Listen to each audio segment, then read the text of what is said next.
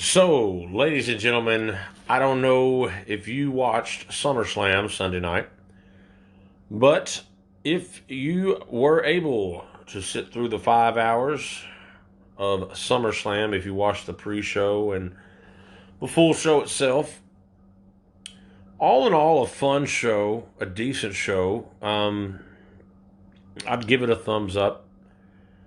There were times where things dragged on a little too long. Some of the matches took a little bit too long. Of course, Bray Wyatt showing up, the re-debut of Bray Wyatt was the best part of the whole show. To me, Bray Wyatt is the best thing that's been going on in the WWE for months now. We finally get to see Bray in the ring versus Finn Balor. Pre-show stuff, again, I don't watch pre-show, but you had a few matches that, were, I guess, decent matches from what I heard. The big thing coming out of the pre-show, from what I heard, was Edge returned with a spear to Elias. Now, if this is just a one-time thing because they were in Canada, I don't know. There was also a little tease of the Bullet Club with Finn Balor backstage with the OC, reminiscing, I guess, of their days in Japan. But like I said, I don't watch the pre-show because if you feel as if this is not worthy to be on your main show, then why should I as a fan care? That's my argument with the pre-show. But all in all, SummerSlam, I was excited that it wasn't 7 hours, 6 hours like I heard it was going to be. The actual show itself was only maybe about 3.5 hours. So that was okay. That was glad of that. I watched some of the show by myself. Then I went to a friend's house, watched about 30% of the show there. Then I finished it up at the house. I caught the last two matches at the house. It's so funny to me as a wrestling fan when I sit and I watch these shows with people who are, I don't want to say non-wrestling fans, but don't watch the product the way I do, don't keep up with it the way I do, or, haven't watched wrestling in a long time.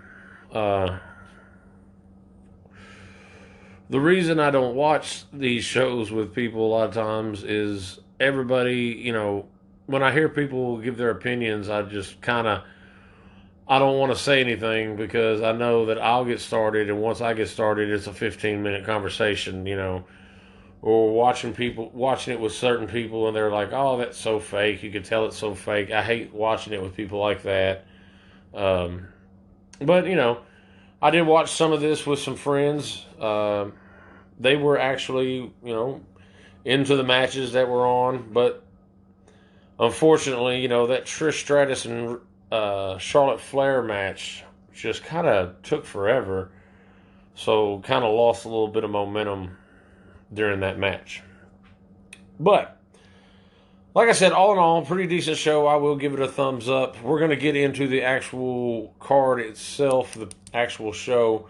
Just want to once again thank everybody for following me. Thank everybody for listening. I did not get an Adventures with Big Dave episode out last week. I'm hoping to do that this week. I've got some notes and things set aside for that. Follow me on all of the social media, guys. Big Dave's Wrestling Review. You can find that on any platform, iTunes, Google Play, Spotify. You can also go to YouTube and follow Big Dave's Wrestling Review. And go there, subscribe to the channel, hit the little bell icon. That way you'll know exactly when I release something on YouTube.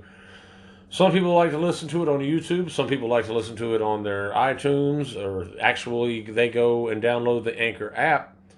And if you download the Anchor app, you can leave me voice messages. Also, if you download the Anchor app, I can work it out to where we can become friends on the Anchor app. And we can record these programs at the same time together, no matter where we're at. So, guys, make sure that you follow all those social media sites and give us some reviews on those as well. It helps out. Leave a comment, like, share, all that good stuff. And we will be right back with the main card of SummerSlam right after this message. All right, guys, we are back, and once again, if you are wanting to do your own podcast, you can download the Anchor app. That will take care of you. All my friends, I have like so many more friends now that have downloaded the Anchor app and are starting their own podcast, and I just love that. All right, SummerSlam 2019 in Toronto, Canada. I think this is the second time they've been in Toronto for SummerSlam. I think that's what they said. I'm not really sure. Open up the match. Open up the night's main of open up the night's show with a good women's match for the Raw Women's Championship. Becky Lynch, the Raw Women's Champion, versus Natty Neidhart, Canada's own. I was pretty sure Becky would win this, but I didn't know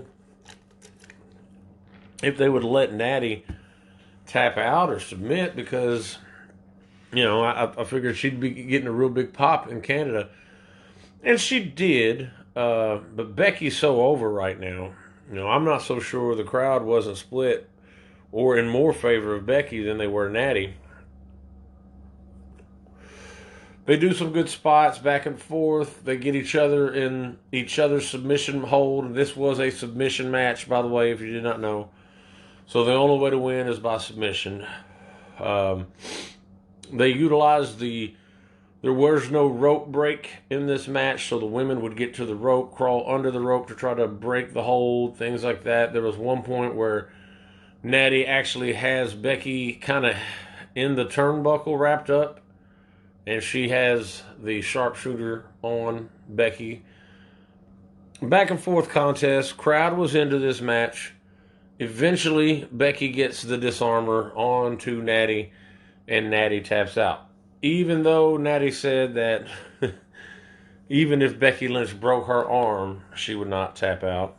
But I guess it's one thing to say that, another thing to have to actually have that move put on you,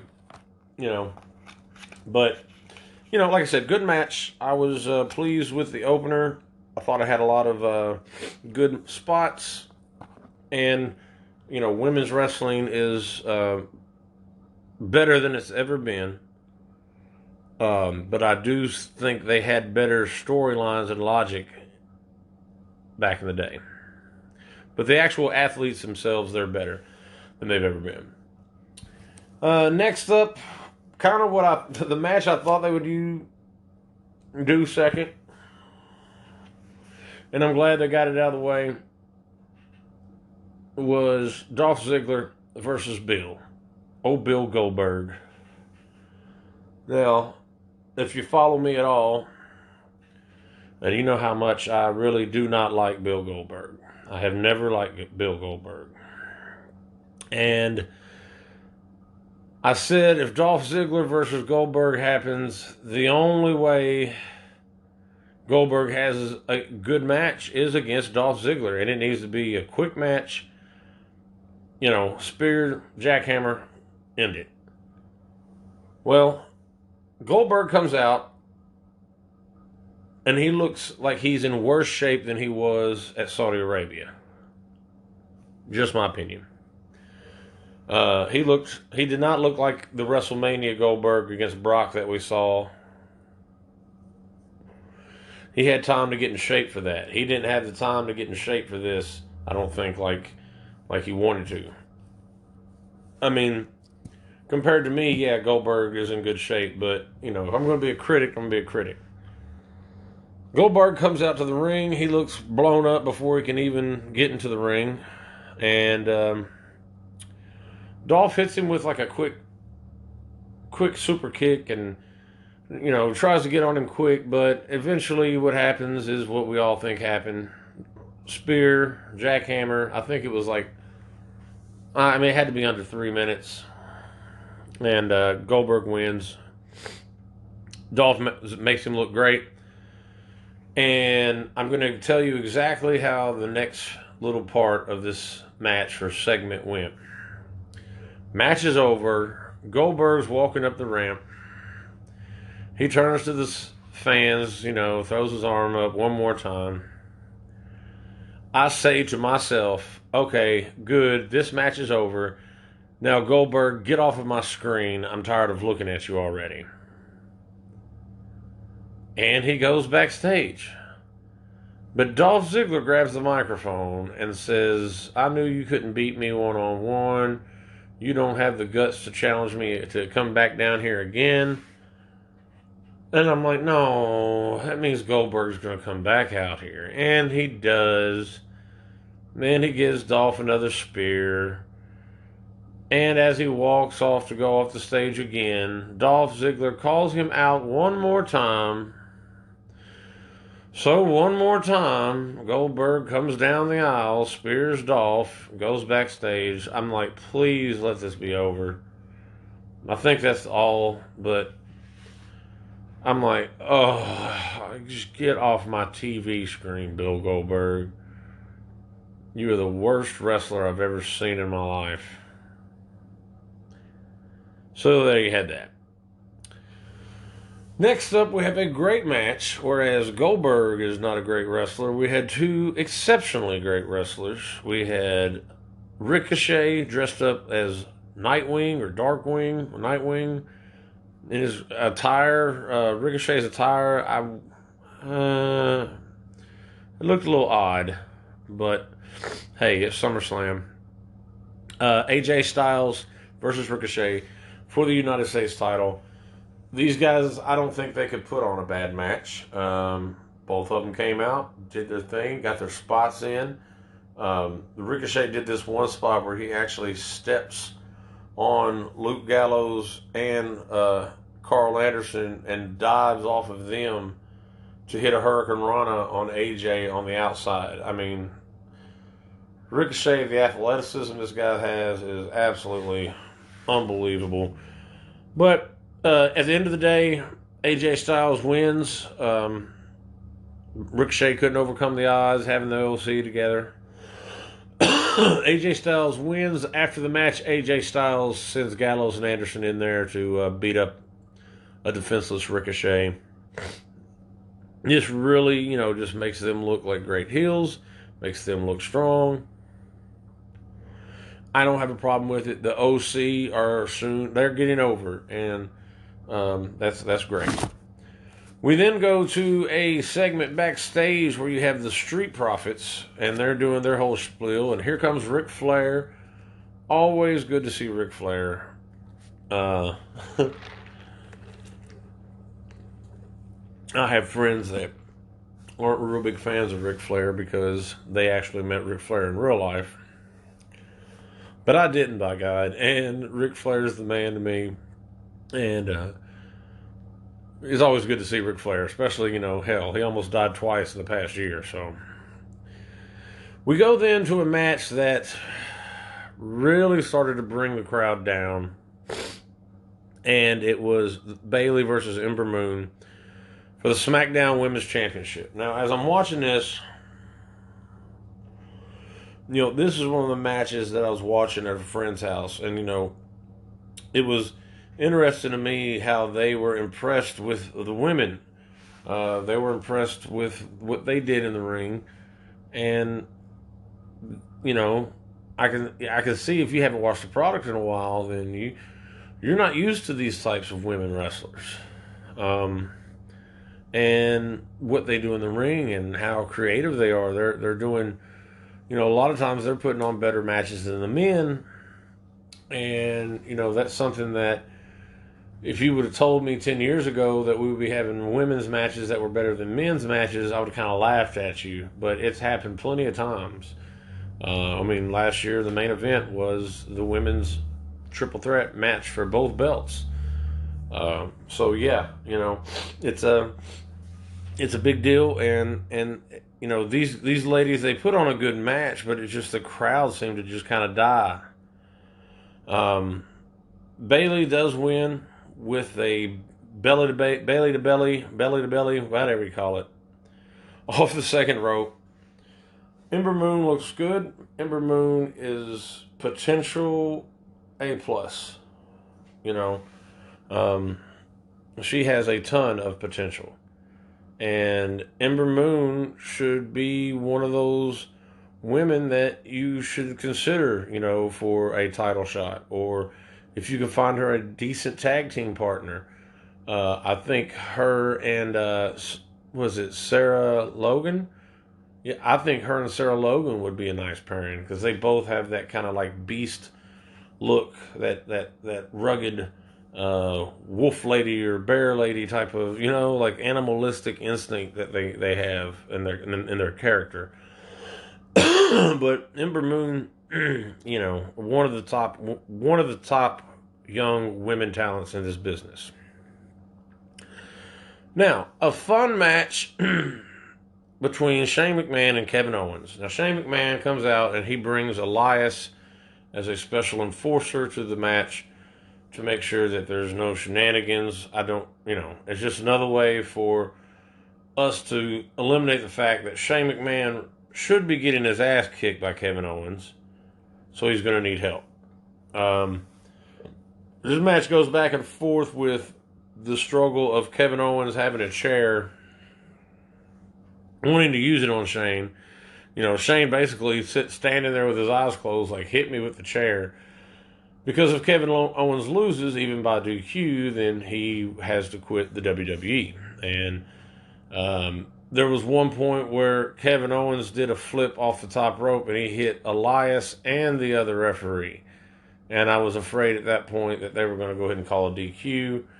They did a spot where it looked like Elias was going to redo the Montreal screw job, which didn't get much heat. I don't think they emphasized it enough. They should have implemented they should have told that story better in the ring.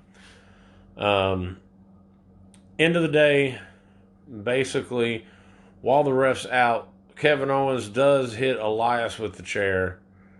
Then he also comes in and the referee's heads turn. He hits Shane with a low blow. Then he hits it with a stunner. 1, 2, 3. Kevin Owens wins. Still has a job.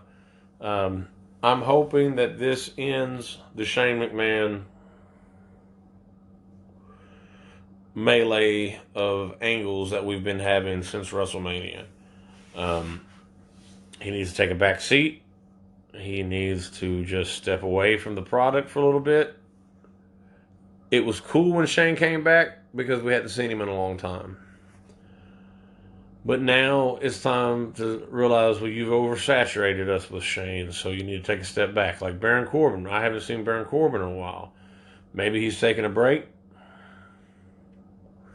Maybe they're kind of repackaging him a little bit, getting him ready for another push. Or maybe they realize, hey, we need to hit the gas, we need to hit the brake on Baron Corbin for a little bit. If they are kind of repackaging him, I believe when he comes back, he'll be a good heel for the company. But anyway, after the Shane match, we go to a match with Charlotte Flair and Trish Stratus. Now, this is another match that my friends watched with me. And they didn't know Charlotte was Ric Flair's daughter, All they see is this big, tall beast of a woman compared to Trish. Trish looked so small compared to Charlotte Flair. And that, to me, is the biggest difference when you talk about the female athletes in the WWE today compared to the Attitude Era when Lita and Trish, and, you had some good female wrestlers back then. But they were in no way doing the stuff these girls are doing now. And where Beth Phoenix, if you remember, Beth Phoenix used to tower over women. And now, when she came back, she was, still big, but she didn't tower over the girls of today. Trish and Charlotte wrestled for almost 17 freaking minutes. This was way too long. Like, this is where I start seeing people start to lose interest. And, it was a good match overall, but I guess after the Kevin Owens, getting the hype of Kevin Owens and coming back down, It just did not. It just took too long. It could have been a 10-minute match, or under 10 minutes, and still been just fine. 16 minutes. Flair wins as Trish Stratus taps out to the figure eight. She has a little moment where she goes up and does her last little curtain call, seeming to be her last match here was Trish Stratus versus Charlotte. We go to the Kofi Kingston versus Randy Orton match. Now, this was a match that I also watched with my friends. And the little storylines, the little promotion that they did before the match that tells the story, I thought it was good because people who do not know, who are just watching, because, hey, somebody wants to watch SummerSlam at a party, or you have a SummerSlam party, or a friend of yours has a SummerSlam party, and everybody comes to watch the show, the pay-per-view. You've got 3 or 4 people that really don't know much about it. This is something that all of us who follow the product know that there's bad blood there with Randy and Kofi. Like real legitimate bad blood. But you wouldn't know that if, they didn't give you this little promo package before the match that goes back, almost 10 years and tells the story of what happened.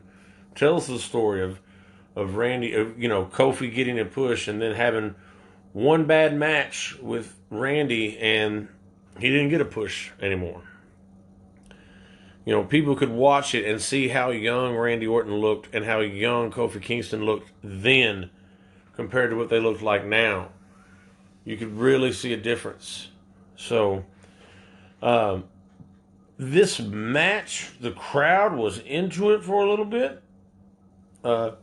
Another mention I'll make is people that don't necessarily watch the product, when they see Kofi Kingston and he's the champion, they're like, is he throwing pancakes in the crowd? And my only answer is, yes, wrestling is weird. They're like, are people eating those pancakes? I said, I would hope not. Like, he's got them in his belt. They thought it was funny. But this is your champion. Again, like I say, I understand that's part of his gimmick. But, he produces in the ring, so you can't really say much about it. But, the match, the fans were kind of into it there for a while. Then it seemed to kind of die off a little bit because the match dragged on. And for the match to drag on like that and end the way it did on a double countout is kind of shitty because they didn't even show the referee counting. It was just kind of like, I didn't even hear the crowd counting it down. It was almost as if the ref just kind of secretly counted 10 in his head, and I was like, ring the bell, it's a count out. After this, what happened was Kofi Kingston's kids were in the front row. So Randy Orton kind of was beating Kofi down in front of his kids and kind of looked at his kids kind of in a sadistic way. The 10 count happens. Then Kofi realizes Randy's, doing this in front of his kids, so he starts to fight back. He ends up getting a kendo stick, beating the shit out of Randy Orton with a kendo stick, and that's basically how it ends. Kofi standing strong with the kendo stick, retains his title, double count out. So they're going to have to obviously have another match, I would assume. I heard some of the fans were upset with this finish, and I get that. If I paid top dollar to go to SummerSlam, like I've been to SummerSlam before, and when you pay good money to go to the second biggest pay-per-view of the year, you don't like seeing stuff like that. Like I want to see a match end one way or the other, winner or a loser. A double count out, especially for the belt, for the championship. That's kind of a lazy way out, for SummerSlam. I think what happened here is they realized, oh shit, we actually have something with Randy and Kofi. We need to use that, and we can't end it at SummerSlam, which tells me they're probably going to put the belt on Randy Orton. I said a long time ago I could see them putting the belt on Randy Orton going into October. That's a familiar name. People know Randy Orton. Going into Fox, him with the belt. Roman Reigns will come after Randy Orton because he's the man. Everybody, he's going to get in the push. So it's going to be Roman Reigns going for Randy Orton in October, I would assume, for the title. Just my guess. Now, there's 2 matches left on this card. The card so far, I would have said would be a C plus. At this, for me, I enjoy the actual technical part of the wrestling, and technically, the wrestling work in this pay-per-view at this point has been good. It's been good. I can't really complain about the wrestling. You go Natty and Becky, that's a good match. Goldberg didn't shit the bed. Ricochet and AJ Styles, that's a good match. Shane and Kevin Owens, it was not a technical masterpiece by any means, but like I said, it was a fun match. Trish versus Flair was basically, I heard one person say, basically Trish just jumping around doing flips while Charlotte Flair holds it down and makes everything look good. Kofi versus Randy, decent match. Took too long. Started to die off. Double count out. So it's an average SummerSlam at this point. But we still have 2 matches left. And, sometimes pay-per-views can be changed by 1 match. The next 2 matches are the 2 matches that I think everybody was looking forward to the most. And the Bray Wyatt Finn Balor match, we were more interested in the spectacle of Bray Wyatt being re-debuted is the best term that I've heard for the re-debut of Bray Wyatt. How is he going to get to the ring? How is this going to work? Is he going to wear the mask? Is he going to have new music? What's his music going to be like? How's he going to work in the ring with the mask on? All these questions up to this point with Bray Wyatt, they've knocked it out of the park. Literally, they have knocked it out of the park. Everybody likes this. I don't really know too many people that don't like this angle and this persona of the Fiend and the Bray Wyatt and the Firefly Funhouse. Everything that goes along with this whole build. They did something right for once. And when they did it right and knocked a home run. Grand slam. But I've heard, and I don't know if it's true, that this is Bray Wyatt, all him. This is his. They are letting him run with the ball here on this. They are letting him choose how he wants to do this. Now, I'm sure there's a lot of things that he's probably brought to the table wanting to do. I'm sure they've shot down some of his ideas. That would make perfect sense.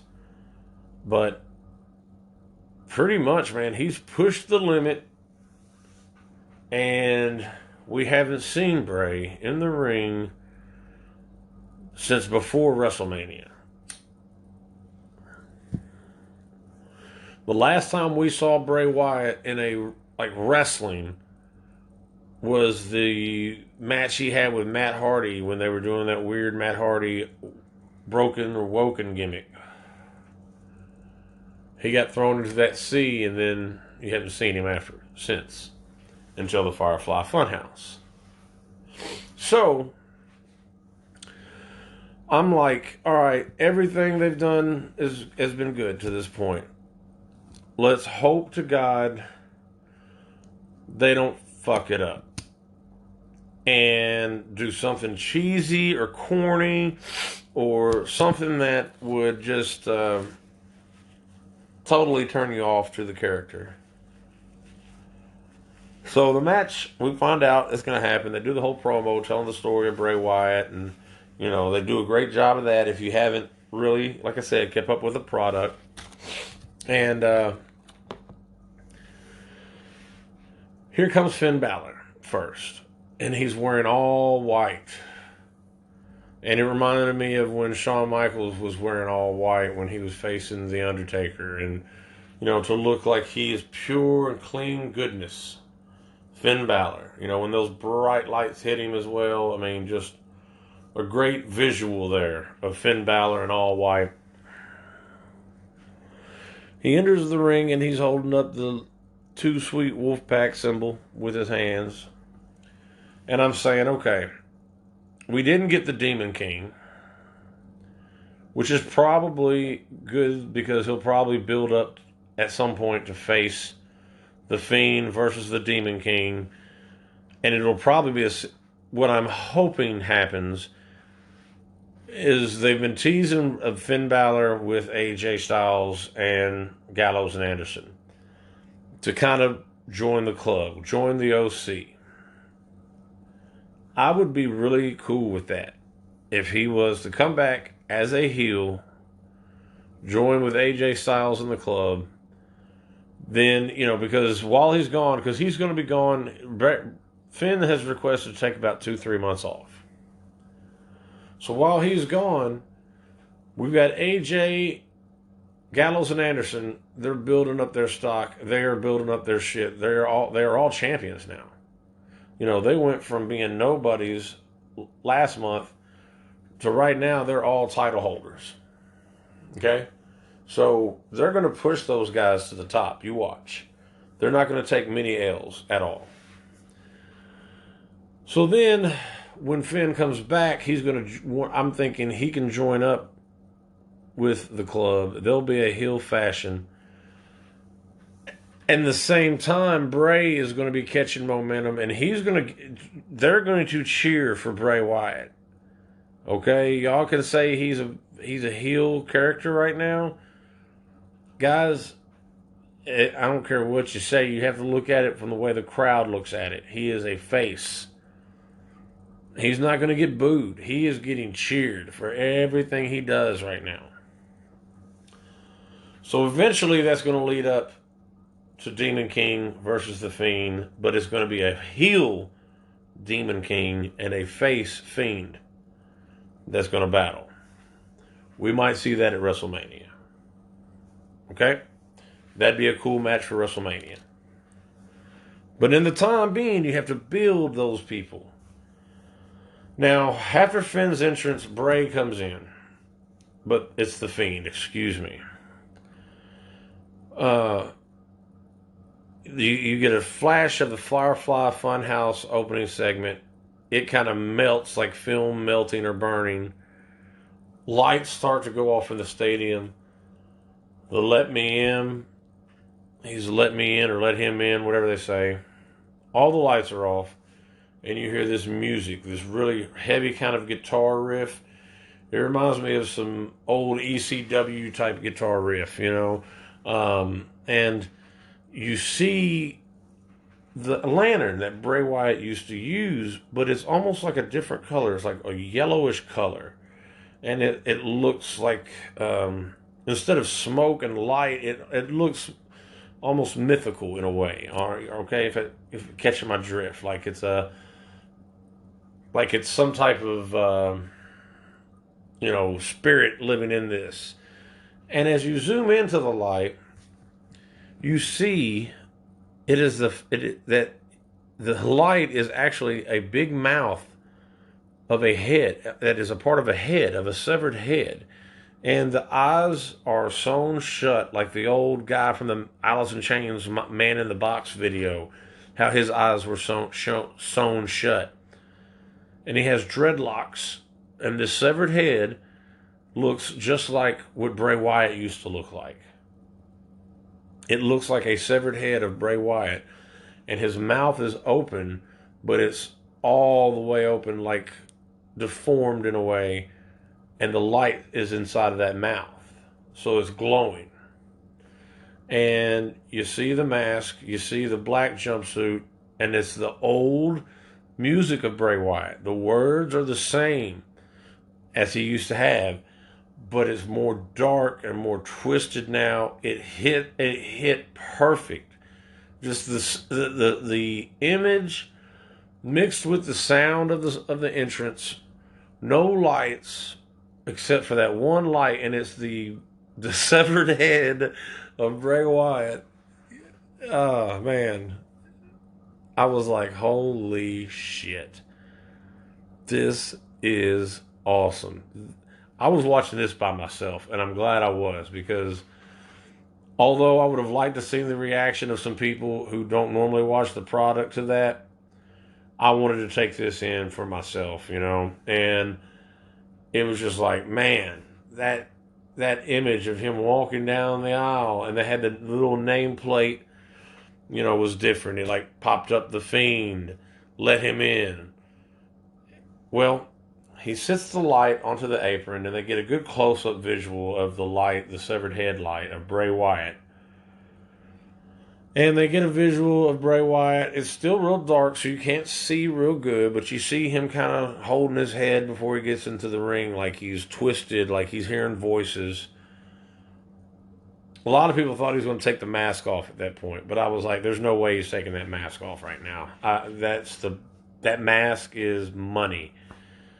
Because they are already, what I tell you, I told you, you go back into the archives and you'll see where I said they're going to sell Bray Wyatt masks. They're going to sell Ramblin' Rabbits. They're going to sell Mercy Buzzards. They're going to sell all those puppets. And at SummerSlam, I've seen it already. And then I went to www.shop.com the next day. You can get a Bray Wyatt pack. You can get everything. You know what I mean?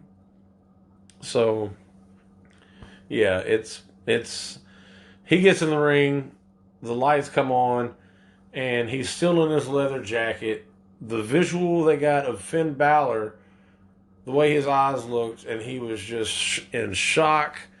He looked terrified. Finn Balor played that off perfect. He made it look really, really believable. Like, holy shit, that's some weird shit. Which it was some weird shit. Then you actually get into the ring. The bell starts. Bray Wyatt comes and picks him up and slams his head to the ground. Takes off his jacket, hits him with a headbutt. Does a few, really vicious spots. And I was watching the match and I was like, all right, they're obviously gonna squash Finn Balor, which is fine because he's leaving for a couple months. But I would like to see Bray take a few bumps. I'd like to see, because, if he's going to play this character, I'd like to see how he takes the bump. Will he take a bump? Well, we saw him take some bumps. He took about 3 bumps. Finn got a little bit of offense in. But end of the day, Finn actually goes up to hit the coup de grace, and Bray kind of gets up and catches him in his mouth with his hand, and applies the mandible claw onto Finn, and he passes out 1, 2, 3. The lights kind of flicker back and forth on, you know what I'm saying? The music hits again. The lights go off. Then, I don't know if he was on the stage, because if he was on the stage, man, he got there quick. Or I don't know, man, but it showed a picture of what looked to be Finn Balor, and he was sweaty, so it looked like it was him, like after a match, kind of looking back like he was on the stage with the lights flickering on and off. And so I don't know, but and that's it. They pulled it off perfect. They did not drop the ball on this one, so kudos to the WWE for giving somebody enough freedom to do something outside of the box. And kudos to the WWE for having enough faith to run with it. Like I said, I am sure there's been some things he's probably wanted to do that they were like, no, we can't do that. But all in all, he has pretty much like pushed the limit, like I said, to what you would say is borderline too far, you know. Now, after that, I'm like, man, the main event is going to be Brock and Seth Rollins, and you can't top that. You cannot. Everybody was waiting for this moment, but at the end of the day, the Universal Championship is the main event. You know, that's what it needs to be, or the WWE Championship, one of those two. When you've got Brock Lesnar, he's a main event. I assumed that Brock was going to win, except for when Seth Rollins guaranteed that he would beat Brock. Up to that point, I said, man, they're going to let Seth win. Because if he's your number one go-to babyface guy, he doesn't make a guarantee and not back it up. And these guys had a good match. Brock comes in, you know, he goes for a couple of German suplexes. Seth lands on his feet with these. So he's good. Like, he comes back, super kick, hits him with a curb stomp early. Brock kicks out of it. Brock goes for some more suplexes. Then he goes for another one. Seth again kicks out of it. Another kick, curb stomp, goes back to another curb stomp. And at the end of the day, the best part of this match, there's a point where Seth Rollins had his ribs taped up real well. And Brock grabs Seth by the tape around his ribs and uses it almost like a rope, like you're throwing a hay bale, and it's just spinning Seth in circles, just throwing him by the rope that he's tied up his ribs with. But at the end of the day, Seth pulls it out. Seth wins. Seth hits another curb stomp, like 2 or 3 curb stomps. And at the end of the day, the crowd was behind it. The crowd enjoyed it. I thought, wow, we had a good match. They gave him some time. They put on a good match. You can't do a lot with Brock Lesnar, but that's part of Brock Lesnar's mystique is, you know, he can't go in there. He's not going to go in there and give you a fucking 60-minute match anymore.